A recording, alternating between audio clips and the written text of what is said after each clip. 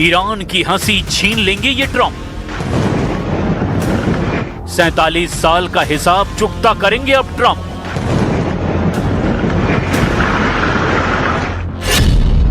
Iran के प्रस्ताव पर ट्रंप आग बबूला हो गए हैं। ईरान के रवैये ने उन्हें चिड़चिड़ा बना दिया है। गुस्से में ट्रंप ने जंग का टाइमर ऑन कर दिया है।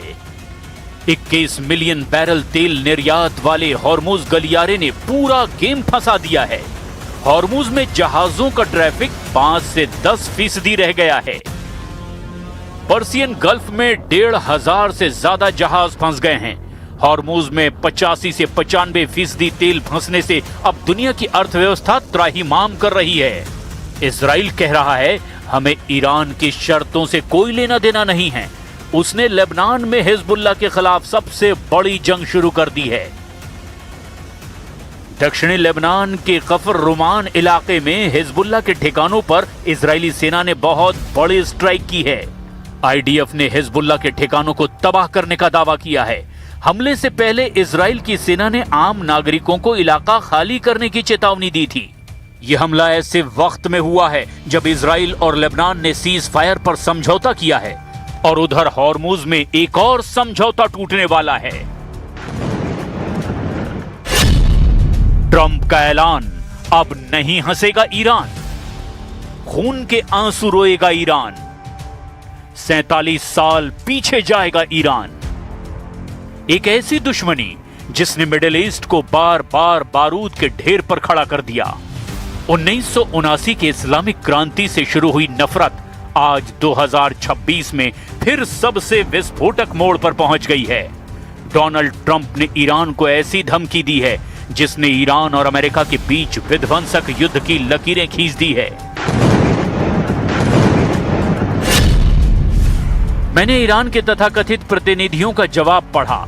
मुझे यह बिल्कुल पसंद नहीं आया, पूरी तरह से अस्वीकार्य। ईरान पिछले 47 सालों में अमेरिका और बाकी दुनिया के साथ खेल खेल रहा है। ईरान हमारे महान देश पर हंस रहा था, लेकिन अब ऐसा और नहीं होगा। अब वो हंस नहीं पाएगा। तो क्या ट्रंप ईरान के खिलाफ कोई बड़ा कदम उठाने वाले हैं?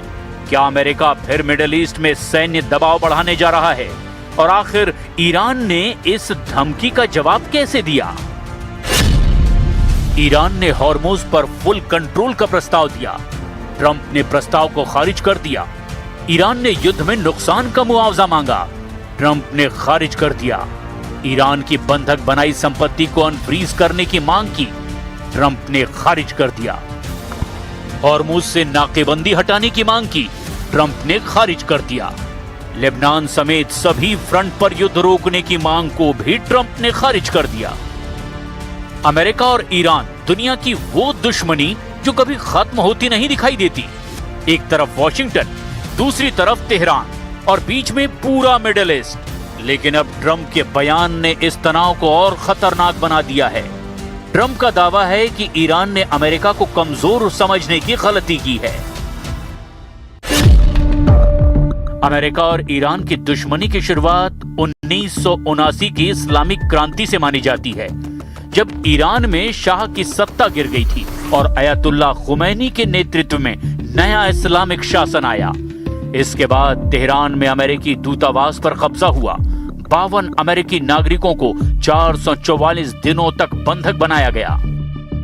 तब से वॉशिंगटन और तेहरान के रिश्ते दुश्मनी में बदल गए और अब कहानी न्यूक्लियर प्रोग्राम और हॉर्मुज पर अटकी हुई है।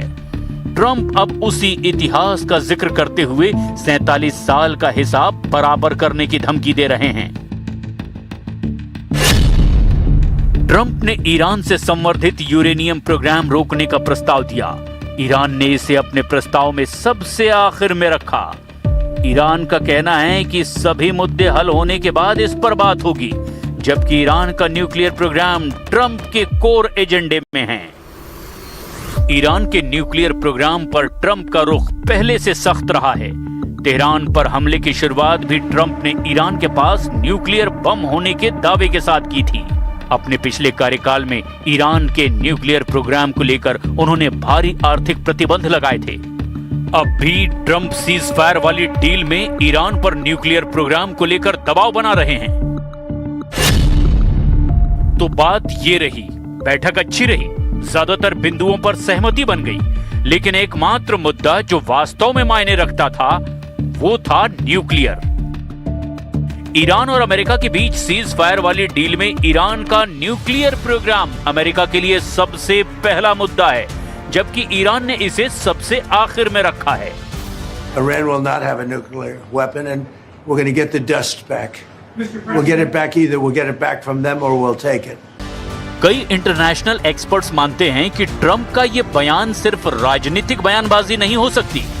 ईरान और अमेरिका युद्ध की वजह से मिडिल ईस्ट में तनाव लगातार बढ़ते जा रहा है।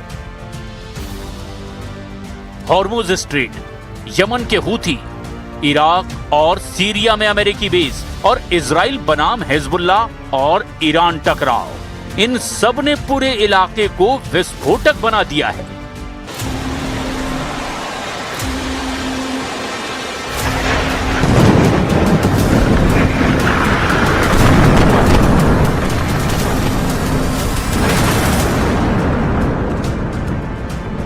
ऐसे में अगर अमेरिका और ईरान आमने सामने आए तो इसका असर सिर्फ दो देशों तक सीमित नहीं रहेगा। तेल की कीमतें, वैश्विक बाजार और पूरी दुनिया की सुरक्षा प्रभावित हो सकती है। طرفهای آمریکایی کماکان بر اساس ذهنیت‌هایی که عمدتاً هم ساخته پرداخته رژیم صهیونیستی است، همچنان بر دیدگاه‌های یکسویه خودشون و خواسته های نامعقولشون پافشاری میکنه। लेकिन बड़ा सवाल यह है कि क्या ट्रंप सिर्फ दबाव बना रहे हैं या फिर कोई बड़ा एक्शन प्लान तैयार हो रहा है? क्या अमेरिका ईरान पर नए प्रतिबंध लगाएगा? क्या अमेरिका की ओर से मिडिल ईस्ट में सैन्य मौजूदगी और बढ़ाई जाएगी, या फिर यह सिर्फ चुनावी और रणनीतिक संदेश है ताकि अमेरिका की ताकत का प्रदर्शन किया जा सके? फिलहाल तेहरान भी पीछे हटने के मूड में नहीं दिखाई दे रहा और यही वजह है कि मिडिल ईस्ट में तनाव का मीटर लगातार ऊपर जा। To take the oaths of office and secrecy.